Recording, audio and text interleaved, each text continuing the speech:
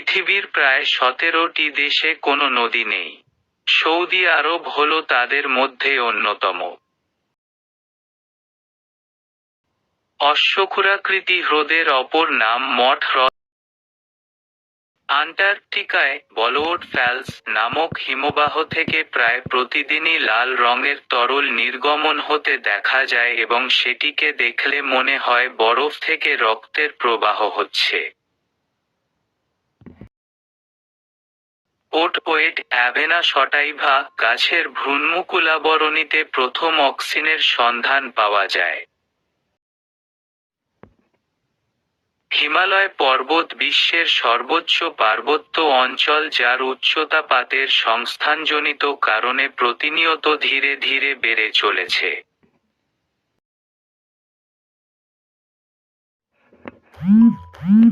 পৃথিবীর মোট স্বাদুজলের 20% কানাডাতে রয়েছে, যেখানে ভারতে আছে মাত্র 10%।